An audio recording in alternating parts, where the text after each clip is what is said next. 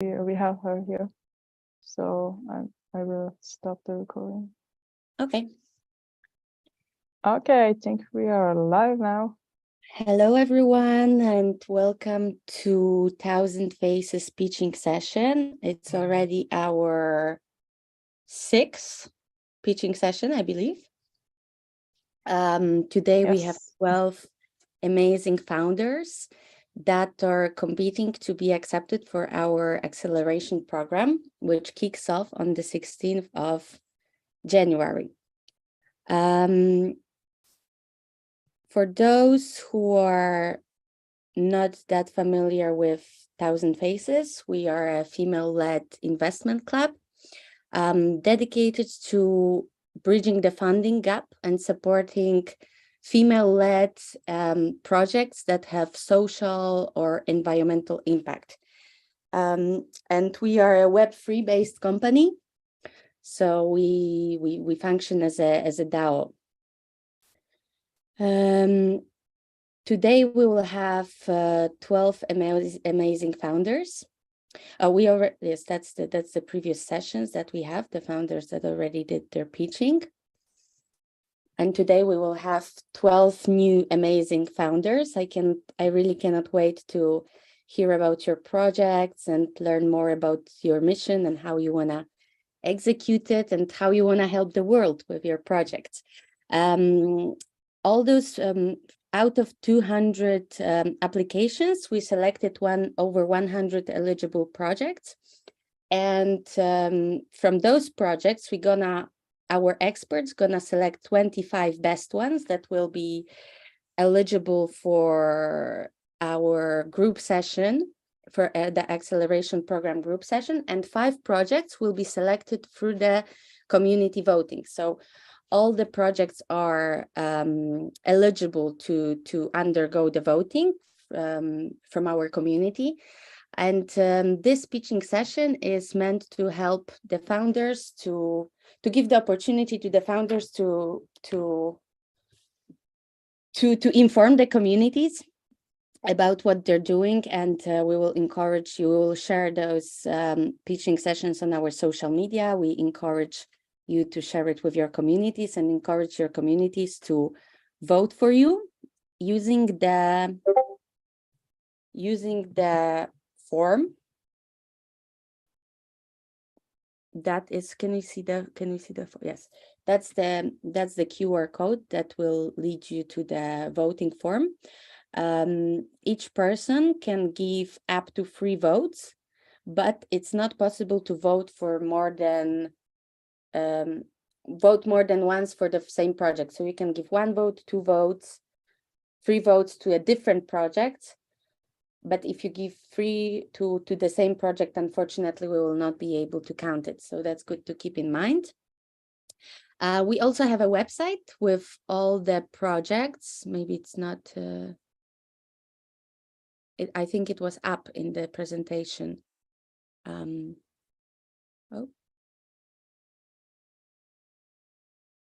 Yes, we also have here.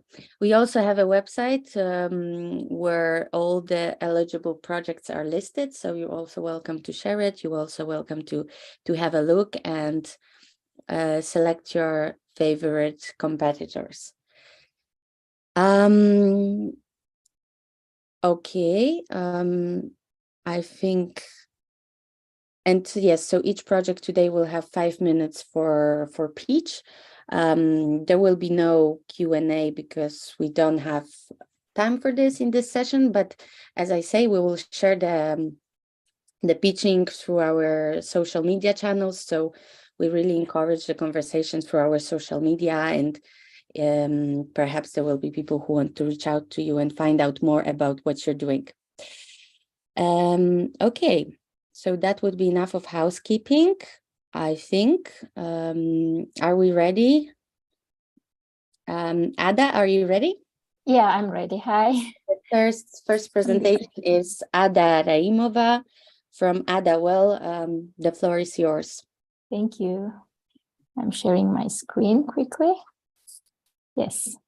Hello, everyone. I'm Ada from Ada Well DAO. It's a well-being DAO, and we are striving to become a wellness hub of Web3. So why it's also a community-backed network where we don't only 5-10 people are building, but anyone interested, any wellness enthusiast can come and contribute and build with us together.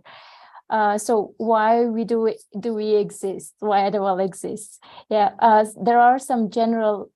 You can see my screen, by the way. Yeah. Yes. Okay. Cool. So there are general problems.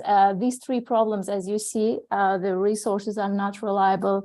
They're manipulating you in Web3, like the problems in Web3. And we also, while building the community, we came across these problems in Web3, like the isolation, the fear of missing out, and many other problems. While Web3 is bringing many good advantages, it also has many other cons. Yeah. And then our solutions based on 3 points. It's a knowledge base. We're building a knowledge base. You can basically think of it as a website. The difference is, as I said, people can contribute via GitHub, where their reputation is also on the stake. At the same time, so we are using Obsidian for our website, which allows you to see how the health topics, how the health documentations are interrelevant with each other. For example, sleep, how it's relevant with, it's like diabetes. You can, while reading one document, you can see how it can be relevant to other things. So that's the second advantage of knowledge base. And also we have a form where you can submit anonymous requests for the curation, or you can go to our Discord community and ask for a request, hashtag community request. So we have this 70 plus for now community in Discord, wellness enthusiasts, where there are also experts, wellness coaches, wellness researchers, meditation facilitators, and also who just wants to improve their wellness. So how they can do it, for example, you find an accountability partner in our accountability channels. It's a support loop. So this the third solution we are offering are online and in real life events. We didn't have any in real life events yet, but we hold weekly wellness gatherings where we meditate, where we journal and do some well-being activities. And it's open to everyone and free. You can join. So we are soon, like in March, with Heya, Happily Ever After DAO, we will launch a sleep improvement program. People who wants to improve their sleep. And as I mentioned, there's a weekly community gatherings we are holding, and we want to launch these 15-minute activities where you follow the agenda and say, oh, okay, maybe I can join today for the journaling session or some other well-being activity. It can be laughing session or crying session. Sometimes we need to cry. So this is our beautiful team from all around the globe, from Singapore, from Croatia, Poland, and Turkey. So some of them like contributing, and people are joining slowly. This is our network, and the business model, I will mention about it quickly. The health screening database, that was the proposal we sent to 1,000 Faces. We want to start as soon as possible with the support of 1,000 Faces. And then we want to do health bundles, NFT bundles, where people can support at the same time. When they purchase an NFT, they can choose what they need the most. Maybe they want to improve sleep, maybe they want to do some one-to-one coaching with other people, and they can collect their own things. And that way this is like a second business model we are planning. And wellness services to DAOs, we are experimenting this currently with many these networks where we have wellness channels in their communities, and we are seeing it's like people need wellness in the communities, and we are like collaborating with them. So in the future, it can be another model which we are experimenting currently, wellness services to DAOs. Yeah, I think I'm on time. Cool. This is it. Thank you everyone for listening. Thank you very much, Ada. Thank you for this presentation. I will stop sharing. Yes, if you could stop sharing and we could move to the next speaker for today. And that is Laura Jardine Patterson from Concat Tech Ltd. Laura, are you here with us? Yeah, I'm here. You're welcome to share your screen and Sure. the floor is yours. Can you see? Yes, it's good. Perfect. So my name's Laura. I'm the founder of Concat. And the CEO.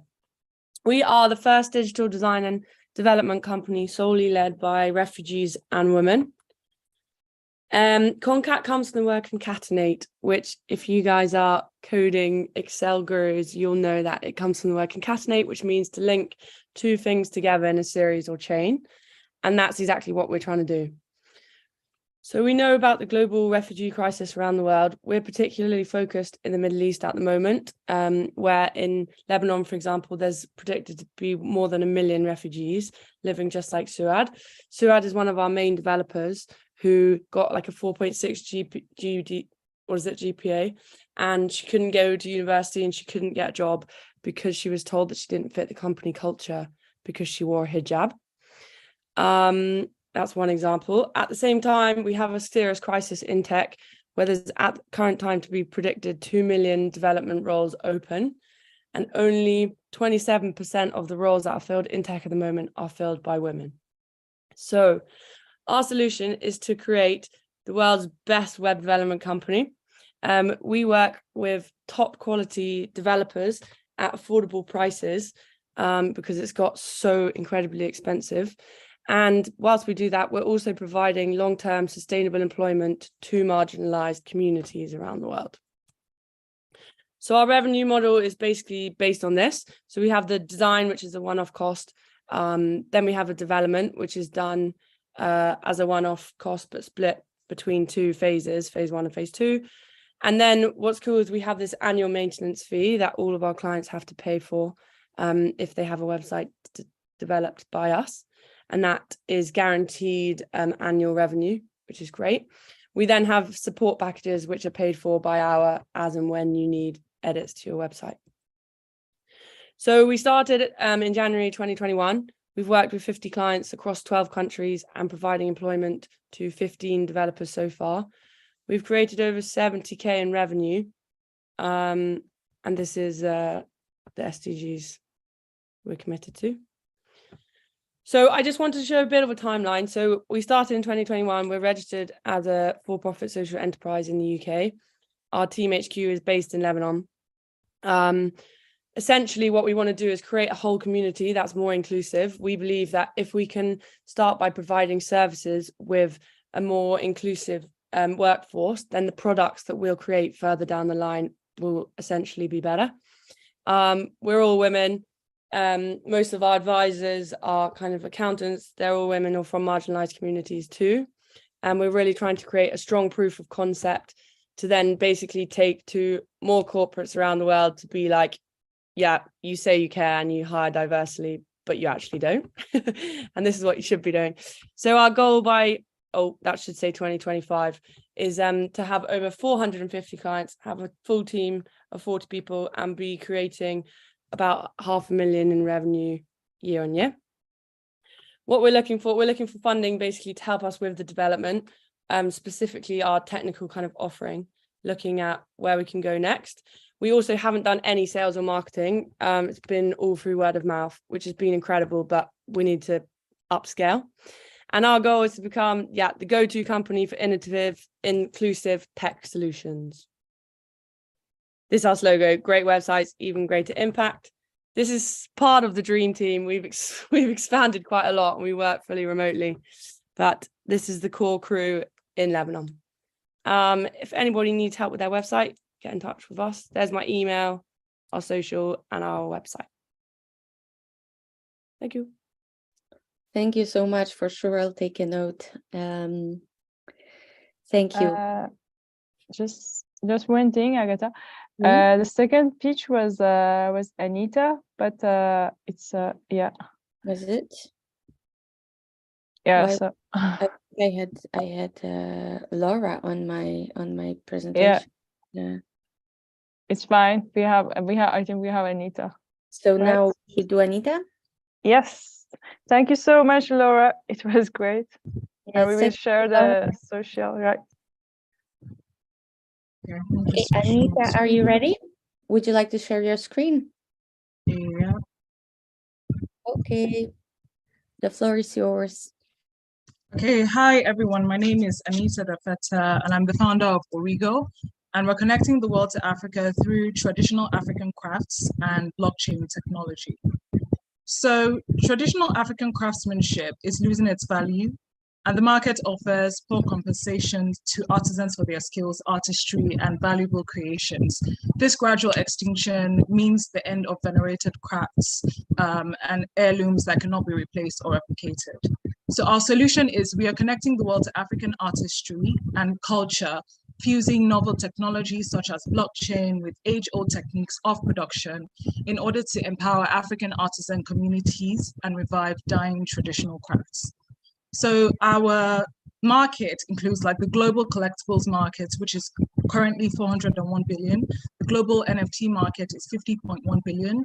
And the global physical collectible market size is 350 billion. So we have a significant market to address.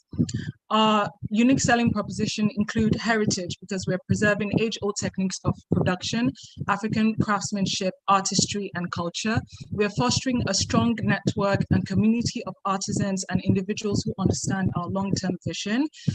Impact and empowerment because we're rewarding and empowering artisanal craftsmanship and value creation through innovative wealth creation initiatives, and also innovation and design because we're bridging the gap between highly valuable physical and digital assets using high quality materials and novel technologies. Our products include digital collectibles such as art collectibles, architecture collectibles, fashion collectibles, physical collectibles, which we make in collaboration with African artisan communities, as well as immersive experiences. Our impact includes empowering African artisan sector and preserving this as well as its revival, which is SDG 8 and 13, training and empowerment of more underrepresented women and girls in the artisan and blockchain sectors, which is in line with SDG 5, as well as heritage preservations, fusing traditional and modern technology, which is in line with SDG 9.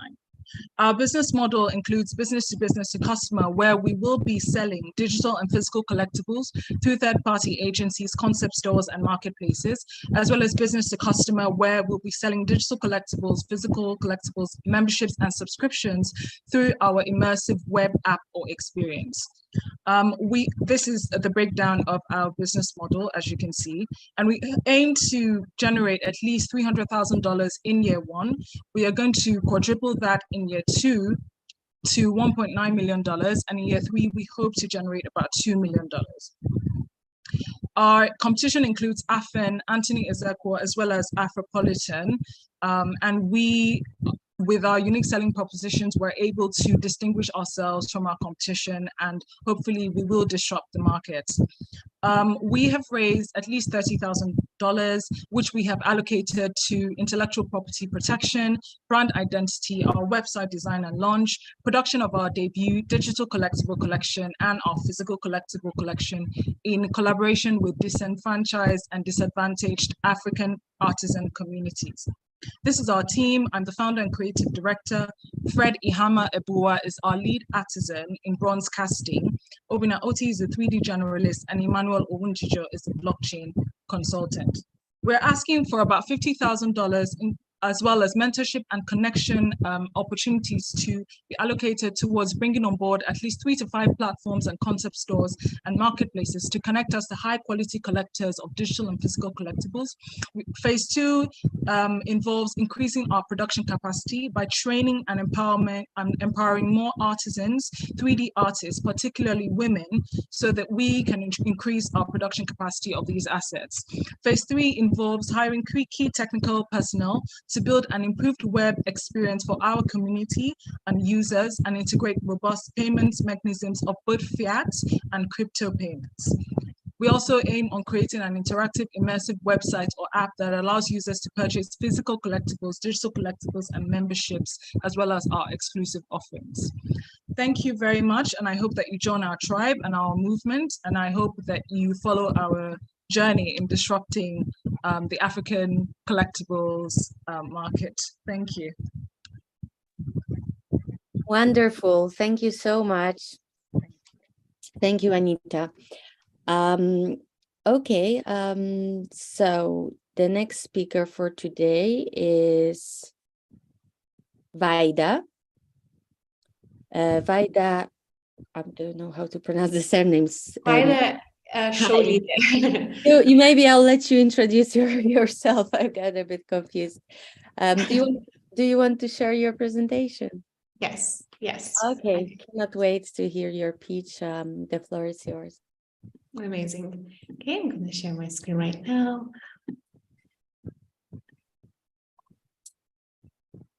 Right, so I am Vaida Sholite, founder of PowerHer, which is a Web3 professional development community for women.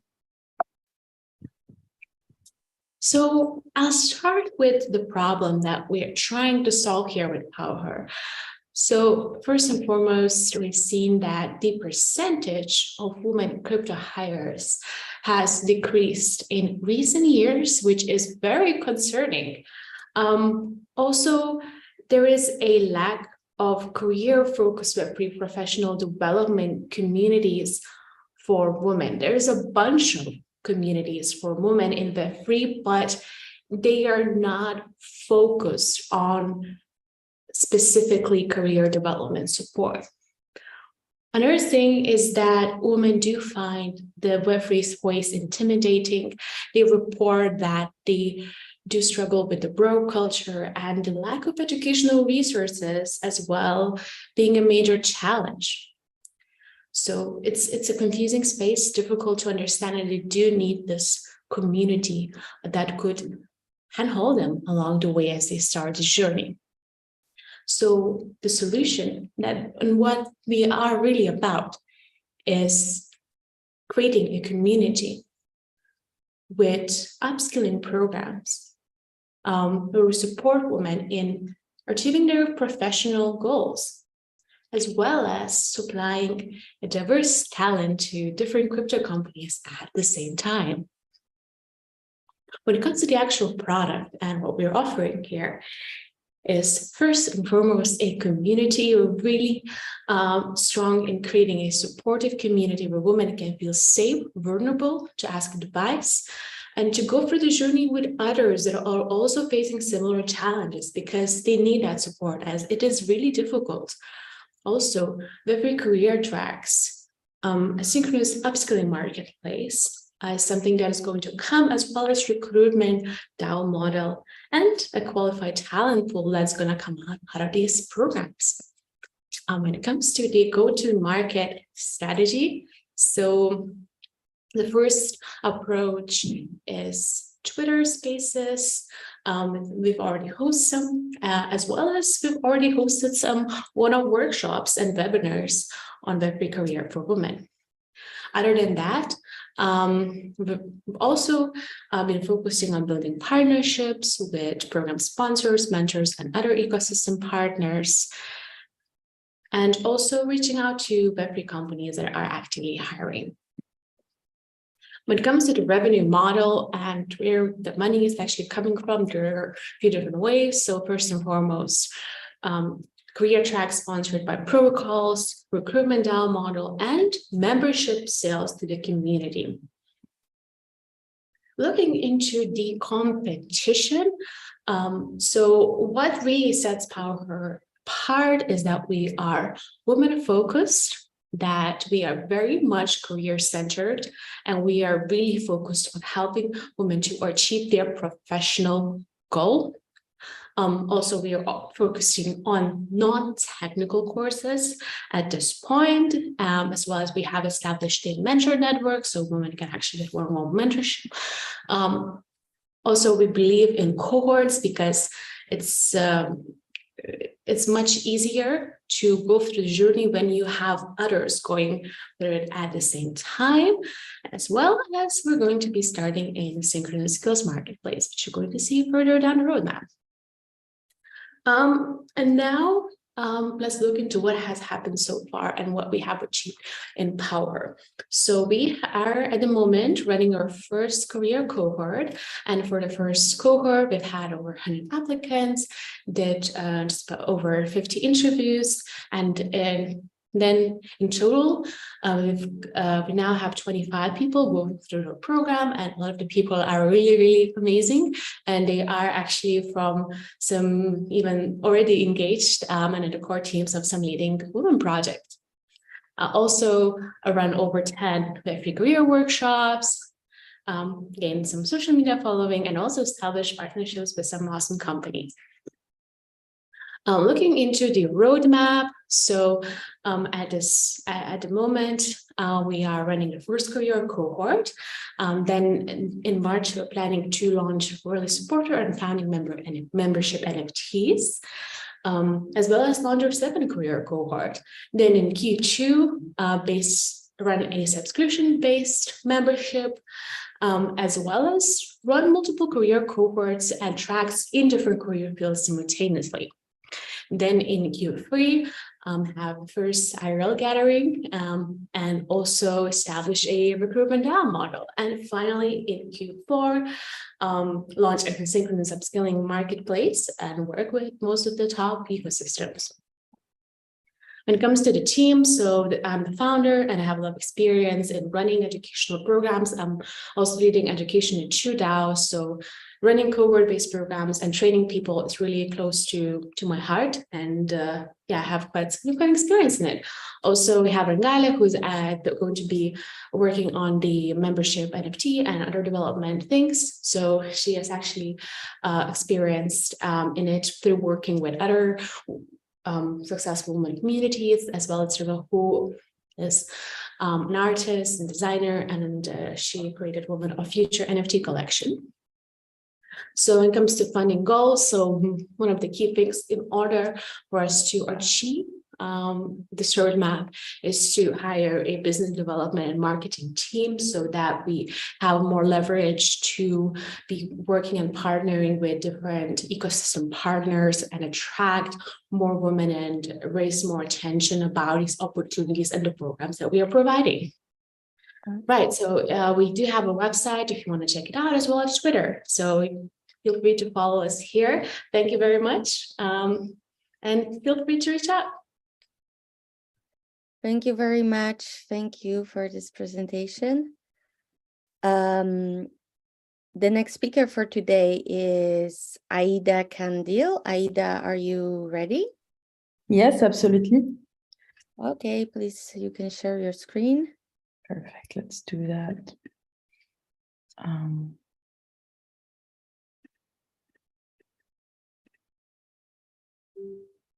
Just gonna remove the WhatsApp. I'm so sorry. Okay, I'm doing it right now. Hello, everyone. So happy to be here with you today. My name is Aida. I'm the co-founder of MyTindy. It was very exciting to hear all your pitches. I think there's a lot, even if I don't get anything at this event, I think there's a great way to share and collaborate with many of you. So very happy about that. So to jump right in, I'm from Morocco, which is in North Africa, but I lived most of my life between France and Canada. But despite this fact, whenever I would go back to Morocco, I would always go to the artisan, meet the artisan and buy this product. And so my house kind of ended up looking like this, full of like crafts from my country. And my friends in Canada started asking me, Aida, please, how can we also buy this product? And when we started looking online, I realized that one, no artisan was actually selling online. It was only resellers. The second thing was that most of the products were heavily overpriced, and there was no way to make sure that it was actually handmade by an artisan and not mass produced in China. So, and when I started looking around and asking the artisan, why are you not selling online? I realized that the most crucial part was that there was a digital divide. These people, these artisans were not taught how to sell online. And so we as Mytindi are here to bridge the gap between craft and technology to ensure that these people have finally access to market. And when we talk about artisan, we talk about, when we talk about makers, we talk about artisan, we talk about cooperative, but we also talk about designers. So it's the entire ecosystem. And our solution focus on digitalizing the catalog of the artisan, so he has access to market. We ensure the quality of the product. We help with product marketing, logistics, and finally, we ensure that the client has received his product and that the artisan is actually paid. And we started actually being a very low-tech company, you know, doing things by hand, do things that don't scale, right? But slowly we realized that there was a big problem in the market. It was structural, is that most of the artisans were illiterate. And so we were very lucky to have been incubated by Google MENA, and they helped us build the first prototype of our app that is specifically designed for the illiterate artisan, where they can upload the products on the website without needing to know how to read and write. Everything is done through AI, voice recognition, and other like technology that basically makes it accessible. And the key here for Mytindi, everything is about access to market and accessibility. And so as of now, like you can already go on Mytindi, you can shop by artisan, you can select your product, you can buy it as if you were buying on any other marketplace. And basically we started as a B2C company, and we evolved as a B2B company, and now we also do merchant services for the artisans. So we provide additional services, right?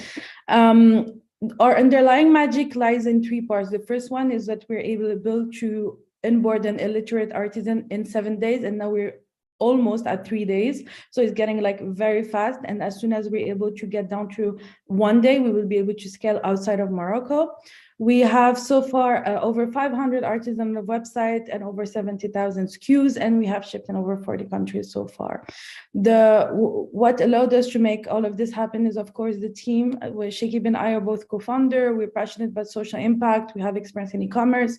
I'm the CEO, he's the CEO and CFO, so he handles logistics, finance, he's an ex-UBS wealth manager. And we have 3 stars that work with us in marketing and logistics, and we have an advisor that helps us also to make deals happen and take strategic decisions. So far on our impact in the last months only was that we were able to formalize over 150 artisans, because our solution doesn't only focus on making sales, it also focuses on solving structural problems. So we had them get like an entity, a company. We trained 78 women to become artisan leaders in the community, and overall there was over 967 hours of dignified work that was done. And our strategy basically is the app is launched now, and we will expand to MENA region in the coming 6 months. And we were, as I said, very lucky to have like rockstar clients. We are also partnered with the Ministry of Craft in Morocco. We had a very fun experience doing the equivalent of Shark Tank in Morocco. It was super cool. And we also were elected by Women Initiative as the winners in Morocco last year. And so to quickly tell you where we're at, we are seed stage. We already raised half of the $400,000 fund, and now we're looking to complete this round by investors that focus on impact, accessibility, and are aligned with our values. And that's all. Thank you very much for your time and attention. I hope you enjoyed it. And you can reach me at any time on my email. Thank you very much, Aida. Thank you. Just a reminder for those of you who still didn't drop your social media handles, you can like leave them in the chat, so then we can tag you in the post that we put on Twitter and on Instagram also, and LinkedIn. Okay, the next speaker for today is Alois from Supply Change. Are you here with us? Are you ready? Hi. Yes, I'm ready. Thanks. I'll just go and share my screen. Your screen, and you're welcome to take the floor. Thank you so much.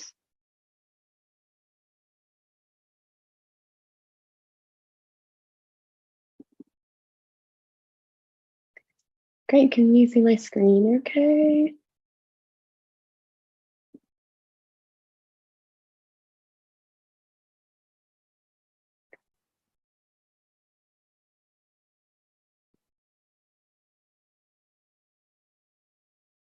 Great. Does that look okay?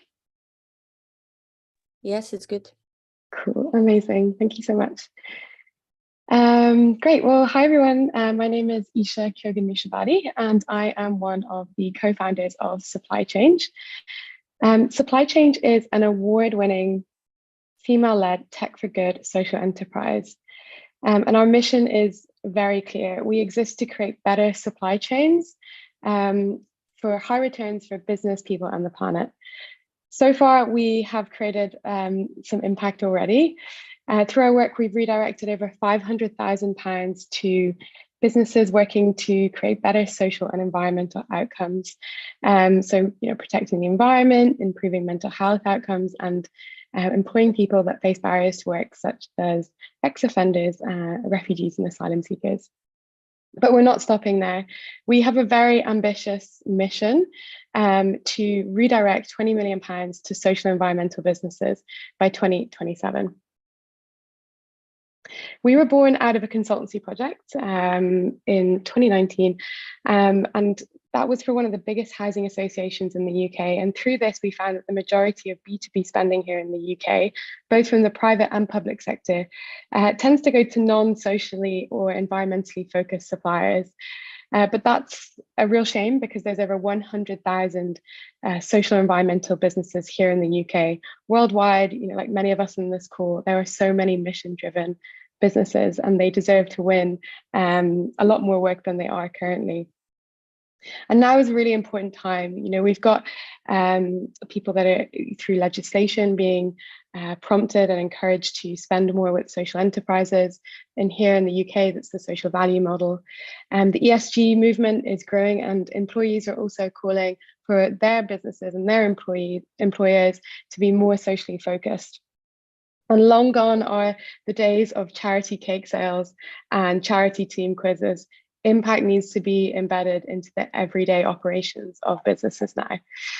The appetite for spending with social environmental businesses is definitely there, but often procurement teams don't know where to go to find the social environmental businesses.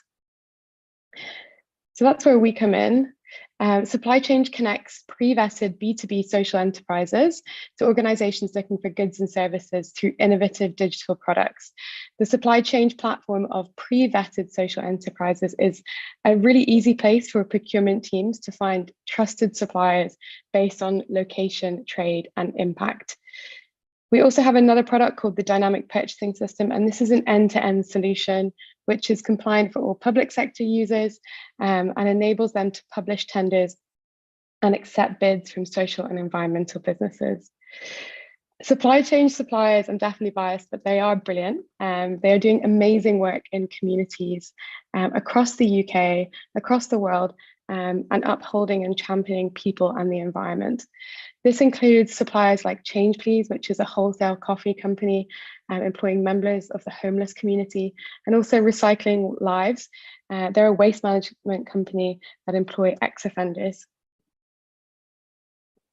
We've already gained traction in some key sectors like housing, construction, and the public sector, but we're ready to push our services out into other sectors. Our current customers have given positive feedback, showing us that our model and approach works. We work with some really brilliant names here in the UK, like Kier, Waits, Hogan Lovells, and we're ready to bring our business and products and services to bring it bigger and greater markets. Unlike other solutions, we bridge the need to combine procurement technology, social supplier support, and also community building. We found that these elements are really important and necessary to build a product and a business that successfully redirects spending, B2B spending, to social enterprises. We really are open to support as we launch into this critical time. The team that has been building Supply Change over the last number of years is led by myself and Beth Pilgrim.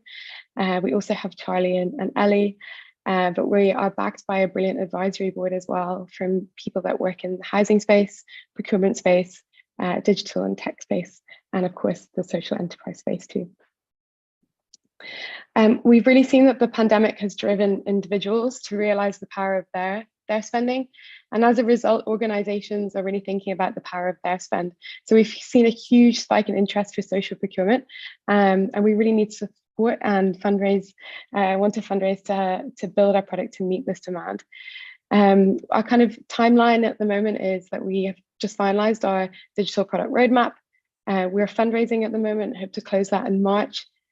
We'll then go into expanding our kind of business and development team and setting new targets. You because the time is up. No problem. That's absolutely fine. Thank you very much for this presentation. And also we are halfway through the presentations today. And the next speaker is Marta Szymanowska. Welcome. Yeah, hello guys. Hello everyone here. And it's a pleasure to be here. Sorry? Like your screen? Would you like? Yes. I'm facing a bit of a problems with my video today, so I will just, to avoid technical problems, I will just turn it off for now, and I will try to share my screen. Okay, no problem. Yeah. Feel free to present when you're ready. Yeah, so can you see it? Yes. Yeah, great. So hello once again, I'm Marta Szymanowska, CEO and co-founder of Ideał.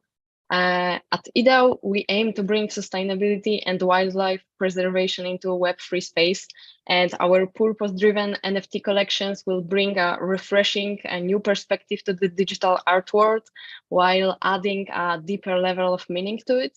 So Ideał, it's like a lighthouse in a stormy sea of digital chaos, illuminating the way towards a more sustainable and conscious tomorrow.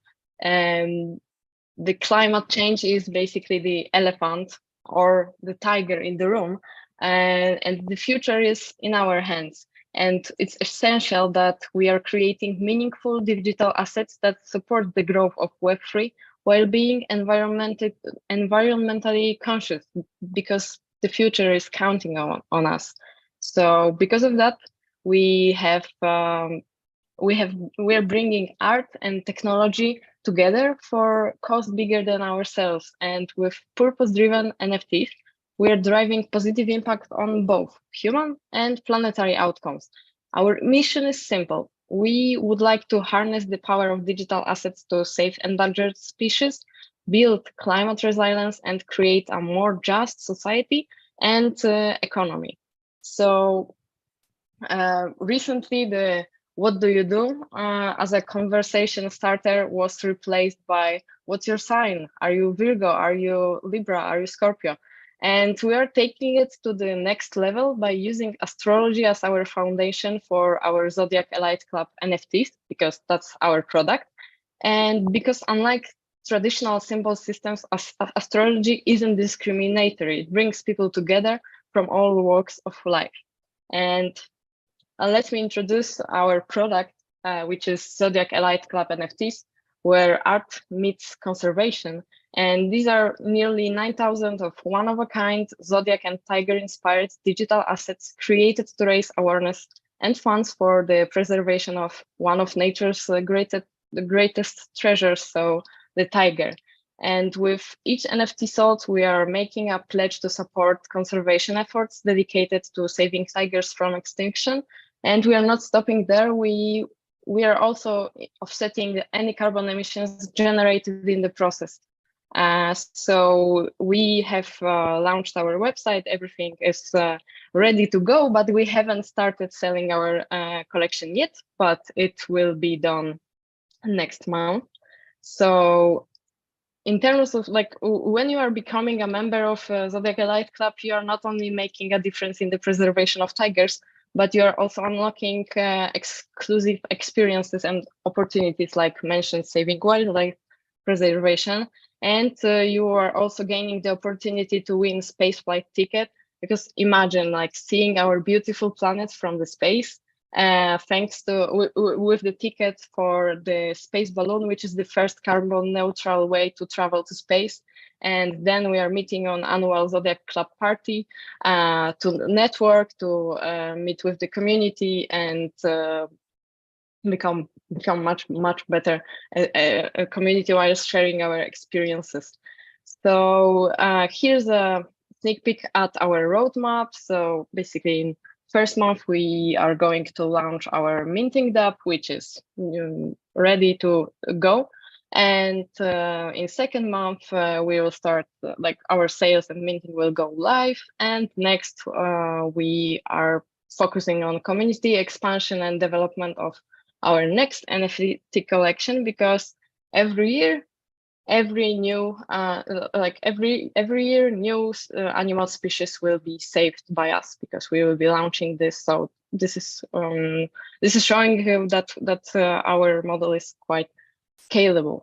So the market is projected to reach 15 billion in 2023.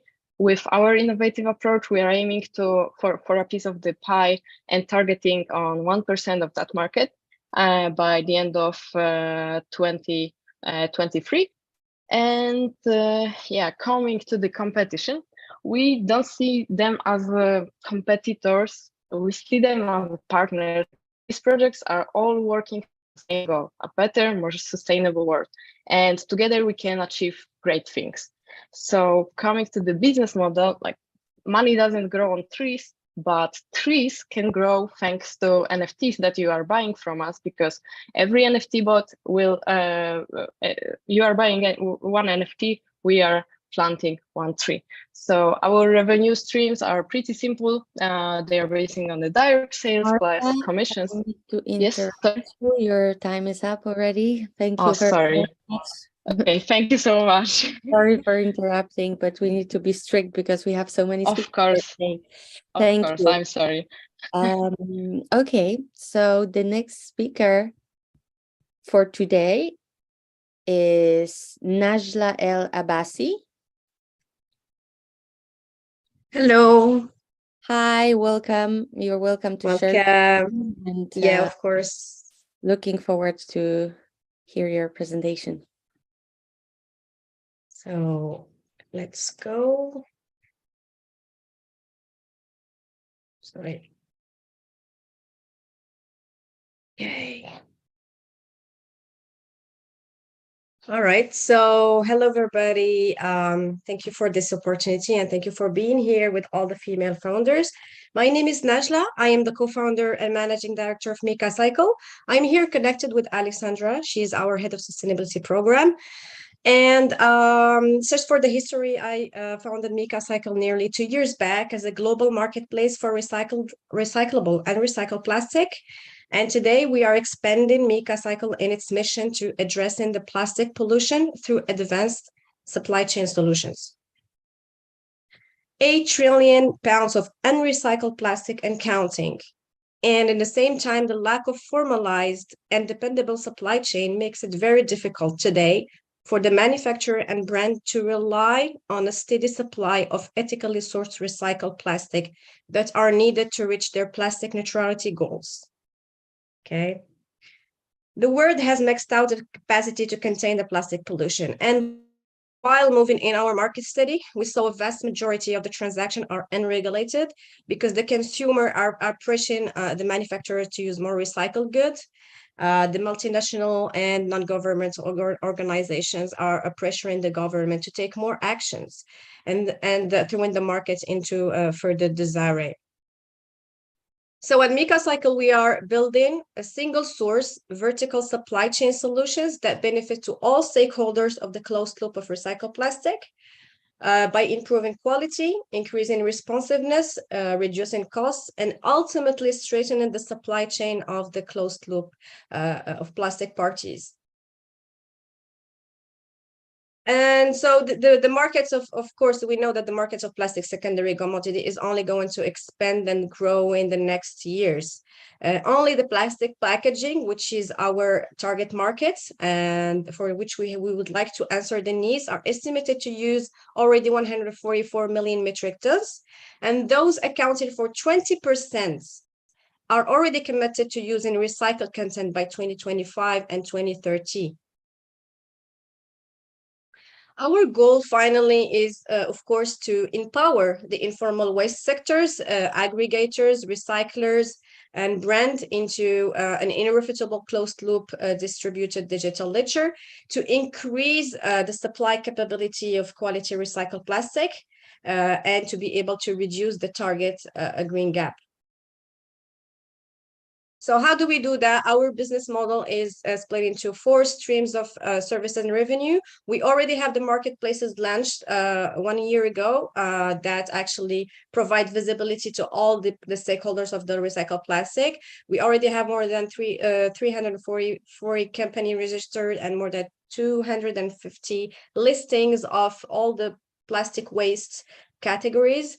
The second one is the full brokering service. So this service is meant for FMCG or businesses that are in needs of quantities of recycled plastic. So we are going to cover the full process of sourcing for them from the collection points until the final destinations. And we are going to use LLP for that, lead logistics providers. The third one is our plastic social recovery program, which incentivizes the local population to gather the recyclable and recycled plastic. I will let my colleague Alexandra to zoom a little bit on it later. The last one is the plastic credit. Now, plastic credit is, like everybody know, it's the equivalent of the carbon credit, and those services are meant for any FMCG or ESG business that have or would like to neutralize their plastic footprint. So our vertical is using integrated blockchain technology and IoT, and we rely also on a lead logistic provider to shorten the line between the sourcing and manufacturing for the ESG clients. So I will let Alexandra to zoom a little bit off one of the most important parts of our business. So as Najla mentioned, our plastic credit and recovery programs engage in door-to-door collection for all types of plastic, which would typically end up in landfills, incinerated, or polluting the natural environment. So we find the appropriate end uses for this plastic to put it back into the recycling loop. But just as important is our social impact, as half of informal waste pickers are women and they earn significantly less than men due to gender inequality issues and childcare expenses. And in many developing countries, they serve as the only waste management services, but they are largely marginalized and subject to poor working and living conditions. So through our programs, we aim to help these women by providing them access to a better market that earns them a better living wage, safer working conditions and protective care, as well as access to resources that support childcare, education, health, and long-term financial management for them. Thank you, Alexandra. So a brief overview of our milestones. Unfortunately, the time is up in 5 minutes. All right, thank you very much for hearing and thank you for your support. Thank you. Okay, we can move to the next speaker, Angela, founder of Sister Speaks Global. Are you ready to present, Angela?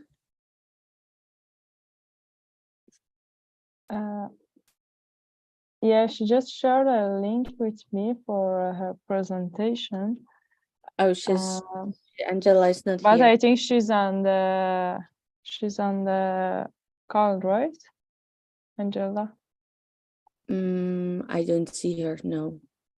She is talking, but we cannot hear you, Angela. Oh, like I see her, but it's muted.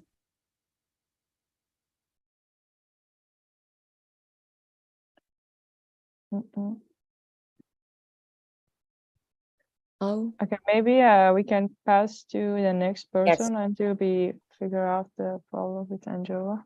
Okay, is Camisola the next person? Let's see. Okay, I'm here. Okay, hi. Yes. Hi, let me quickly share my screen. Yes, Okay. The floor is yours. We can hear your presentation. Okay, can you see my screen? Yes, all good. Okay. Good evening from Nigeria. My name is Kemisola Bolariwa. I'm the founder and the CEO of Nestle Yes, Technologies. just show. I'm presenting our solution. Yes, all good. Okay, a smart card device, a patent technology. In 2017, I lost someone close to me, my cancer, breast cancer. It was an horrible, experience for me.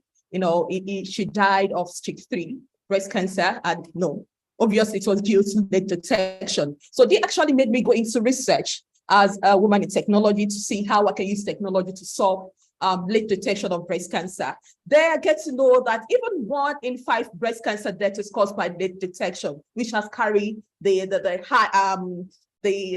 majority of the mortality rates in breast cancer. So the statistics also shows that 2.3 million women were diagnosed of breast cancer globally in 2020, and 685,000 of this figure led to death. So this brought about our solution,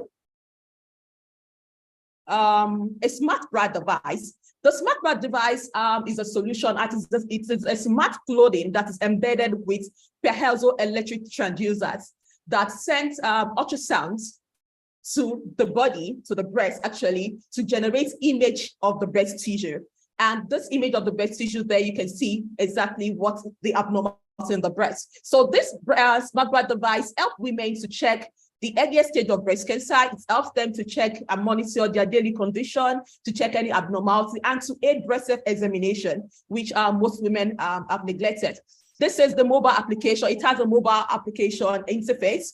As I have on my screen, the login, you log in, then you start your screening. After screening, that screening process takes up to 20 to 30 minutes. So after your screening, then you have your result. The image will be shown on your mobile phone. Then you can also get the result of your BP. You can get your BP result on our device. You can get your heartbeat rate and the temperature on the device as well.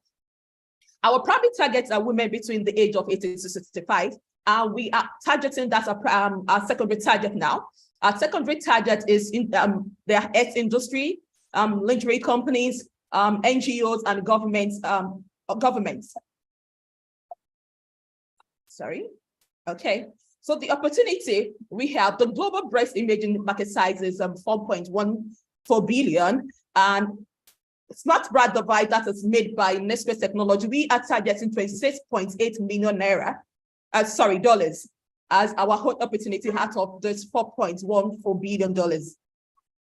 Then the solution was that our first prototype was launched February 2022, and it was launched on BBC. It was on BBC, and it has generated so many responses from all over the world. It has attracted so many awards, both locally and internationally. And we've got responses from practitioners, health practitioners to be precise. Here is a team. We have a team of 7. I'm the team lead. I'm an embedded system and a robotics engineer. We have software, every expertise needed to come up with this device and what we have in the team, including a sonographer. So our competition, our hedge over our competitors. Our product is safe because it doesn't radiate. There's no radiation on our product, and it's easily diagnosed women with dense breast. Then it's a painless. We use painless technology, which is ultrasound. Then it's 8 breast screen, self-screening, self-diagnosis. So you can carry out a test in the comfort of your home without you going for mammogram or going to the laboratory for any test. Then it's cost effective, and you can see a very clear imaging of whatever picture you have, abnormality you have in the breast. Our business model is purely B2B to C, and we are looking at which includes products and services, sales of products and services, licensing of the technologies, and also franchising of a point-to-point breast screening booths. We're going to franchise that. Then I'll go to market currently. We are going to pilot B2B MVP partnership, leveraging on NGOs and health industry governments, and promotes women generally. Then community awareness, we are going to embark on community awareness and workshop, and also marketing, using our marketing strategy to reach out to the market. Here is our financial projection. We are targeting $11 million by 2025. As you can see, the graph is going. When we get to Q4 of 2024, that will be our break even. By then, we will have applied all our strategy, applying our strategy to reach out to our target audience. So by then, we'll have broken even of generating about $1.6 million. So by the end, that by Q4 of 2025, we'll have gotten $10.7 million. Our roadmap, Q1 of 2023, we want to come up with 50 samples for our clinical trial. Then by Q2 and Q3 of 2023, this year, we are going to conduct a clinical trial. We call it a standard clinical trial now. Then we are going to launch our product when it's Q4 of 2023. So by Q1 of 2024, we are going to launch our first MVP, that's 1,000 MVP. Then by Q3, then we come up with 10,000. Thank you very much, Sola. Thank you for your presentation. Thank you. And I think Angela is ready. Yes, we can hear you.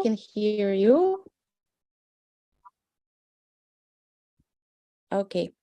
The floor is yours.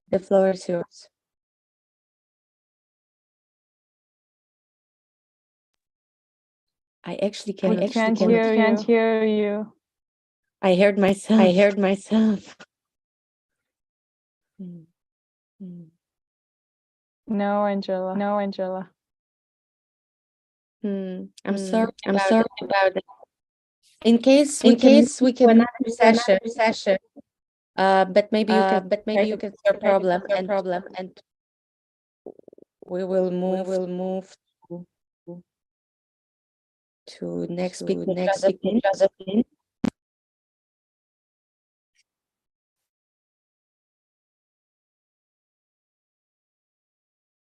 Josephine?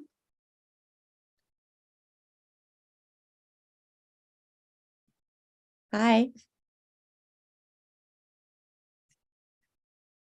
Hello. Josephine, we cannot hear you. Okay, so we don't have Josephine. Josephine is here and she's unmuted, but I cannot hear her speaking. So maybe she also has some technical difficulty. We can pass to Stacia. Hello. Okay. Oh, Josephine, she's there. Yeah, you can hear me. Yes, perfect. Now we can hear you. Do you have a presentation to share with us? Oh, okay.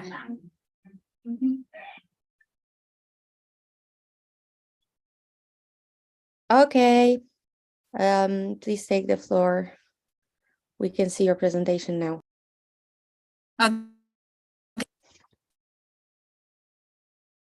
Over 500, I'm Justina Leti, the co-founder of Radava Mercantile. Over 500 million smallholder farmers in Africa. We have like over 250 million smallholder farmers in sub-Saharan Africa fail to market their produce correctly and manage price risk effectively. So as a result, their working capital keeps shrinking, threatening their very livelihood as well as food security. This problem was very bad to me and my team when we met Nema. Nema is a smallholder farmer in a village called Sibanga. When we met her, she was coming from the market. So we asked her, Nema, how much are you selling a bag of maize, which is corn? She said $22. And that was a big surprise because just before the harvest season, the same bag of maize was selling at $44. And from simple mathematics, you can clearly see Nema lost over 100% of potential income due to market inefficiencies and, to be more specific, price fluctuations. So in order to help smallholder farmers like Nema to manage their to get better returns on their produce, we first help them access well-equipped warehouses where they can hold on to their produce until it fetches a better price in the market. We also help them to use their produce as a collateral for accessing loans, suppose they need immediate finance, and we connect them to a global marketplace by helping them find good buyers whom they can sell to at a price which they can earn a substantial profit from it. And also we provide NEMA with real-time market information so they can know which part of the country is selling the same bag of maize at what price, because there are usually a lot of price fluctuations. Like Nairobi can sell at $22, in other places it can sell at 34, so they can have the knowledge of where to sell their produce. So we have a product which is double-sided. We are housing on one end, which is linked to a commodity exchange market. So it works exactly like the stock market, but now instead of trading and investing in shares, you trade and invest in agricultural commodities. And in that way, you're connecting farmers to the global marketplace. This is how it works. So during the harvest season, smallholder farmers like NEMA bring their produce to a warehouse. We give them an electronic receipt. This receipt is very unique because it can be used as a collateral when you approach lending institutions, specifying your quantity of produce, and then they can give you a loan up to 60% of the value of the produce. And also it's tradable on our exchange market. So you can like trade in our web platform where people can buy and invest in agricultural commodities. The market opportunity is big, and because the demand for grains and cereals, which we focus on, stands at 2.1 billion, especially in the whole of Africa, but we are focusing on $500 million, which is the market share in our East Africa. So we make our money mainly through transaction fees, where we charge 5% of the commodities transacted and 10% markup on off-takers. Off-takers are the large-scale buyers of the produce. And this is our traction so far. We've been in the market for 1 year and we have transacted to 30 tons in our platform, serving 650 farmers and creating 45 jobs. And these are our competitors. They are mostly doing almost similar thing, but you're better and different because of, okay, time's up. Okay, and this is our No, team. you have time. This was the We CTO. still have time, sorry. You have 1 minute. No. Okay, thank you. Oh, okay, you're done? Okay. Thank you very much. Next speaker for today is Stacia. Stacia, are you here with us?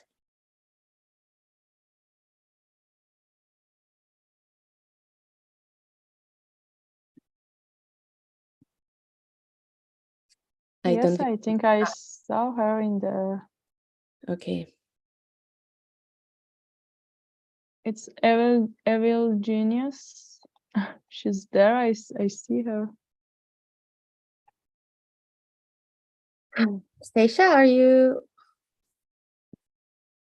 Can you hear us? Okay. Maybe we can move to Angela if you manage to fix your problem.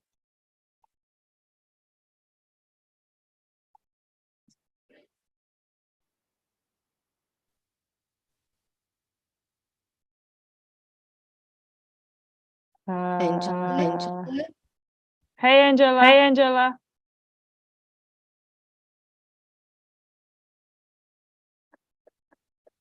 So maybe I'm hearing myself.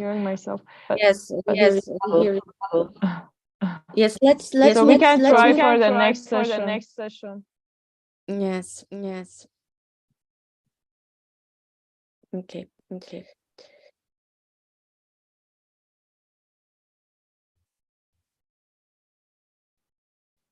So we cannot hear you, Angela, and I think yeah, okay.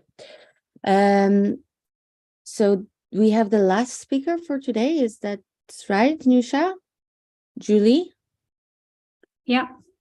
Yes, and since you don't want. No, just 1 second. I'm sorry. Yeah. We have Stacia. She just joined. So before cutting the streaming, if you can just confirm with us that you can present, because for the next presentation we need to stop the streaming. Yes, absolutely. Can you please confirm? Okay, Yeah, good. it'll be presenting from the other account from Evil Genius. Do you want just us to start the presentation to demo it, or? You can present. You can start your presentation.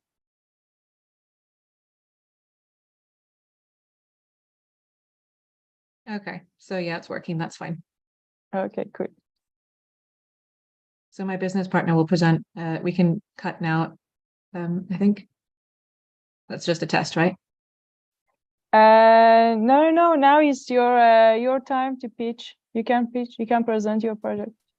Oh, I'm sorry. I jumped on a little late. I thought we were. No, it online. starts. It's about 1 hour and 1 hour, more than 1 hour that we started. So it's your time to present. if I'm you're sorry. ready. I thought we were at the end today. Okay, never mind. No problem. Just 1 second.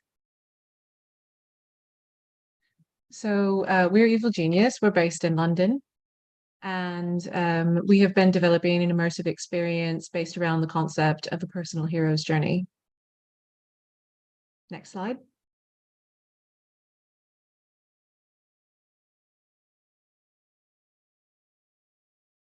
And moving on, next slide. The show is called Mysterium. It is based in the old concept of the Eleusinian mysteries. A hero's journey is the universal structure of all mythology. It crosses cultural boundaries and explores self-discovery through the format of trials, inner work, and personal growth. Next slide, please. So the Eleusinian mysteries originated in ancient Greece. They held annual gatherings in which participants explored a symbolic death and rebirth. The aim of this was to develop a deeper sense of connection to an appreciation for their lives and their community. Next slide, please. So through the use of mixed reality, we hope to deepen audience experiences, exploring multisensory immersion and incorporating headsets, motion tracking, and digital twins. Next slide. Our production design is unique in the way that we are both building physical sets and digital sets, and having assets both in mixed reality, augmenting the world, and maintaining user connection to their surroundings and audience members. Next slide, please. So the market opportunity for this right now in the UK is huge. However, there are no shows that currently incorporate mixed reality headsets as a key component of audience progression through the story. Current competitors in the market include Punch Drunk and Secret Cinema, and there is a huge appetite right now for immersive shows. They've been extremely successful, and we are very well positioned to develop this and plan to launch our offering mid-2024. There are currently some limitations in the market. Up till now, it's been very, very difficult to incorporate headsets into shows. So there have been issues around the power of the headsets. People have had to use backpacks, tethered headsets, and we do see some improvements coming to hardware in the next 12 months. Existing hardware will mature, enabling multi-user roaming immersive VR through the use of 5G. So it's a very, very exciting time, and we are going to see many, many changes to the way that these experiences are run in the near future. And we do believe that integrating the user into a mixed reality environment enables a much deeper experience of the story. We have been exploring some psychological concepts around exposure therapy, and very interested in partnering with one of our research partners over at Greenwich University to explore how these types of experiences can deepen the audience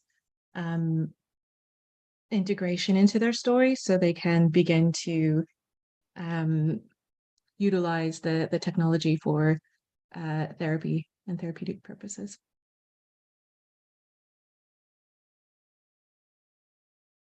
And we can move now to our next section, please.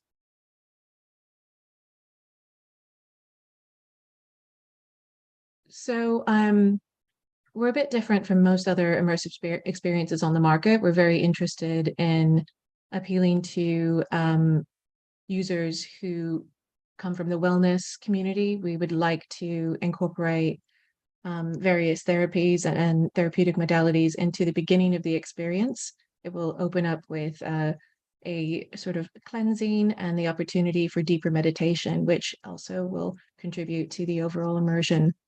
We are focusing on smaller groups instead of current immersive shows, which tend to draw in hundreds in an evening. We're going to focus on 3 small groups of 24 each. And moving on. A main component of our research has been around spontaneous spiritual awakenings, which are characterized by a sudden sense of direct contact, union, or complete non-dual merging of existence with a perceived ultimate reality. The reason that these experiences have impact is because often, whether they are occur, during a near-death experience or during an illness or a trauma, they often ultimately lead the person to explore their connection with themselves, their connection with reality, and reconsider their place in the world. Stacia, thank you very much for this great presentation. Unfortunately, the time is up. Absolutely. Thank you very much. Thank you. So, we have Angela. Yeah. Can you hear me? Yes, we can hear you. Okay, so you're Okay, ready I'm to present now. Yeah, but Yes. you will share the screen if you don't mind, because I'm having to use my phone now. Yes. Do you see my screen? It's not loaded yet. Okay, yes, it has. Thank you. Okay. Should I go ahead? Yes, please. Okay. My name is Angela Awero, and I'm one of the founding partners for Hills Connect YouTube series and Mixer. And the aim for it is to connect African women with purpose. Second slide. Just to let you know a little bit about Sister Speaks Global. It's an organization for women to inspire women. And we do this by curating events and digital media where we create safe spaces for women to learn, be enlightened and connected. In addition to that, we also have the Hills for Pads Foundation, where we raise awareness of the period poverty challenges faced nationally and globally, while finding sustainable solutions that provide girls and women with easy access and menstrual health education. Next slide. Hills Connect is a YouTube series which will be hosted by the founding partners, which is myself, Monica, and Angela. And the focus is to bring to life vibrant conversations by spotlighting an array of African unsung heroines whose stories inspire, educate, enlighten, and motivate listeners across the globe. And the main purpose of Hills Connect is to show a progressive portrayal of African women who provide thought leadership and helping women build on their capability. We add this with a connection with the Hills for Pads Foundation, where we'll ask those we interview to bring a pair of heels. We sell those heels in exchange for money that we can use to buy pads. This circulates a confidence story where from the interview to the buyer, we're able to restore dignity to a girl or woman with unmet menstrual needs. Next slide. Hills Connect series borrows inspiration from other YouTube series and podcasts such as Women of Impact by Lisa Bailu. And the idea is because women walk confidently in high heels, the conversation is we'll take a confidence building angle using a pre-loved pair of heels combined with enriched conversations. We also have our partner, a local partner, media partner, radio station called Capital FM Kenya. And together we'll be trying to create a 30 minutes long, in-depth conversation, one-to-one with different African women sharing their different story. Next slide. This series isn't just the end of Hills Connect, it's the beginning. It's to connect from the series to a mixer where we bring women together who have been interacting with our show and a range of speakers who are breaking barriers. And through this allows those who are listening and those who are speaking to connect and engage in activities that they can network, and they can also inspire each other and build a mentorship and it can go on and so forth. Go to the next slide.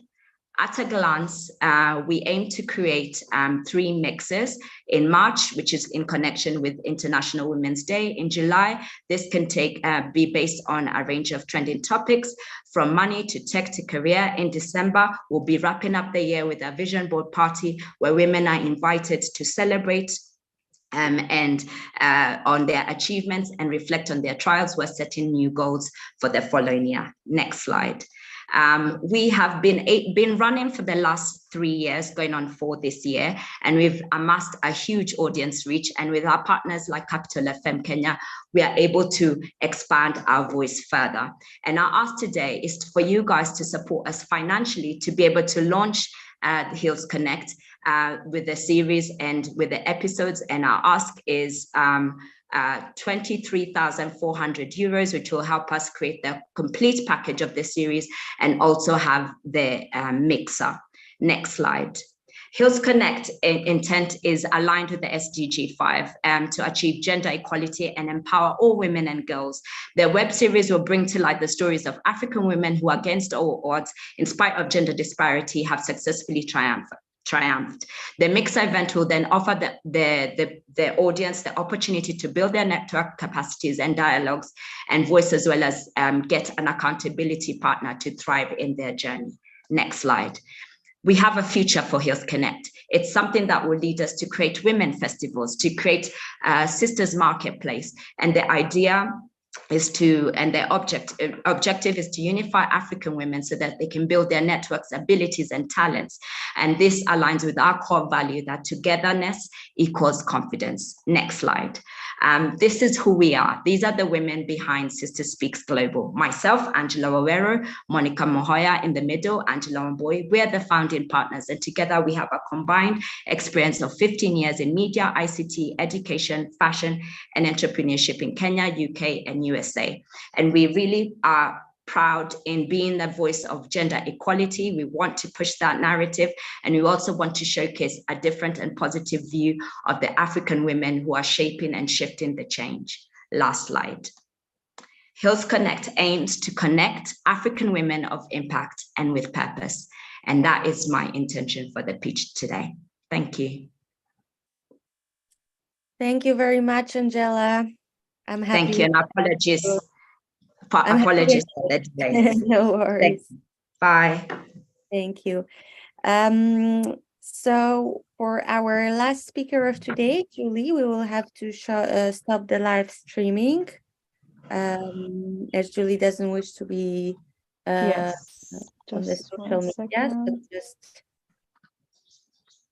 So thank you.